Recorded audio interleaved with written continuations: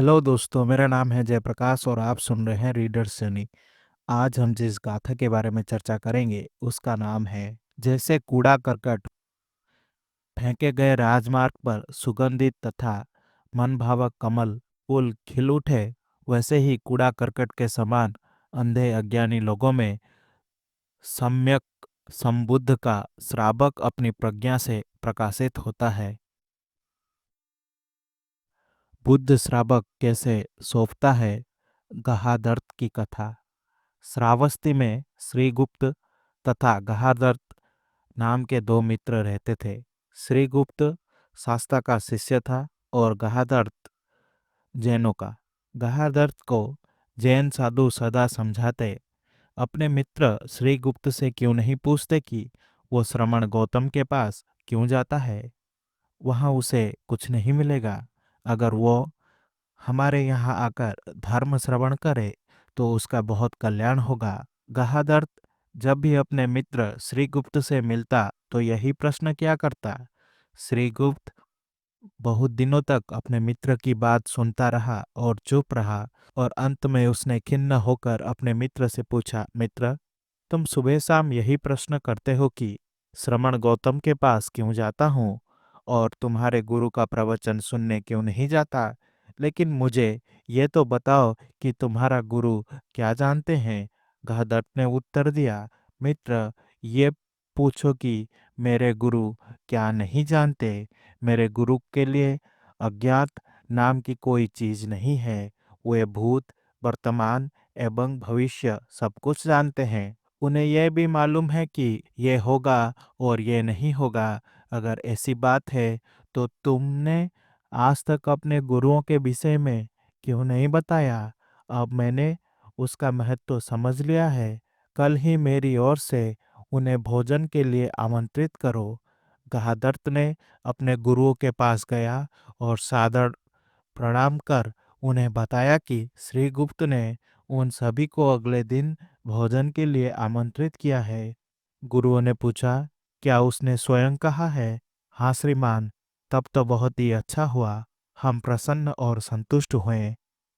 हमारी चाह पूरी हो जाएगी। अगर वो हमारा शिष्य हो जाएगा तो फिर उसकी सारी संपत्ति हमारी हो जाएगी। श्रीगुप्त का भवन बहुत विशाल था। उसने एक लंबा और चौड़ा नाला खुदवाया और उसे कूड़े कचड़े से भर दिया। उसके ऊपर सावधानी से चादर बिछा आसन लगा दिया। बड़े बड़े बर्तनों को केले के पत्तों से तथा चादर से ढक दिया। देखने से लगता था कि इन बर्तनों में चावल और कढ़ी रखी हुई है, और उसे केले के पत्तों तथा चादर से ढक दिया गया था। निगंठ आए और जैसे ही वे सभी अपने आसन पर बैठने लगे, आसन खिसक गया। वे सभी उस खाई में गिर गए। श्रीगुप्त बोल उठा, आप तो भूत भविष्य और वर्तमान के ज्ञाता हैं। आप तो दूसरे के विचार को जानते हैं, समझते हैं। आपकी ऐसी दुर्गति कैसे हो गई। इस प्रकार निगंठों की पोल खुल गई। गहादर्थ इस घटना से बहुत ही क्रुद्ध हुआ। उसने श्रीगुप्त से बदला लेने का निश्चय किया। उसने भी बुद्ध और भिक्षु संघ को आमंत्रित किया।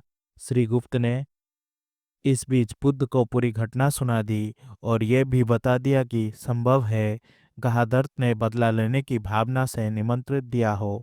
शास्ता ने अपने अंतर्नेत्रों से देखा कि ये दोनों मित्र सोतापन्न स्थिति प्राप्त करने के लिए परिपक्व हैं, अतः उन्होंने निमंत्रण स्वीकार कर लिया। गहादर्थ ने भी वही सब किया जिसे श्रीगुप्त ने किया था। उसने भी एक लंबी और चौड़ी खाई खुदवाई और उसमें जलते अंगार डलवा दिए तथा खाई पर चटाई बिछवा दी और उसके ऊपर आसन लगवा दिया। बड़े बड़े खाली कढ़ाओं को केलों के पत्तों से और कपड़ों से इस प्रकार ढक दिया ताकि आभास होने लगे कि ये चावल और कढ़ी से भरे हुए हैं।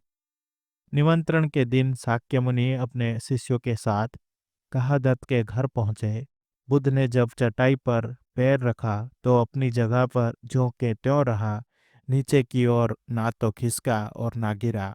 वे चटाई पर कदम रखकर आगे की ओर बढ़ते चले गए और जलते अंगार सुंदर फूलों में बदलने लगे। चारों तरफ मनमोहक और सुगंधित फूल खिल उठे। उस सब थल का नजारा देखने लायक बनता था।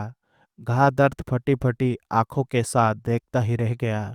उसने शास्ता को साष्टांग प्रणाम किया। भोजन में सभी चीजें पर्याप्त मात्रा में उपलब्ध हो गई। भोजन समाप्त हुआ। भोजनापरंत शास्ता ने धर्म प्रवचन किया। उन्होंने समझाया, लोग अज्ञानी होने के कारण मेरे शिष्यों के गुणों और उनकी शक्ति को नहीं जानते हैं। ऐसे ही अज्ञानी लोगों को इस संसार में अंधा कहा जाता है। इसके विपरीत प्रज्ञावान ज्ञानी पुरुषों के दृष्टि वाला कहा जाता है। यह कहकर शास्ता ने ये दो गाथाएं कही। आशा करता हूँ कि आपको ये गाथा अच्छी लगी होगी। अगर आपको मेरी वीडियो पसंद आई तो इसे लाइक करें और शेयर करें और ऐसे वीडियोस देखने के लिए मेरे चैनल को सब्सक्राइब करें।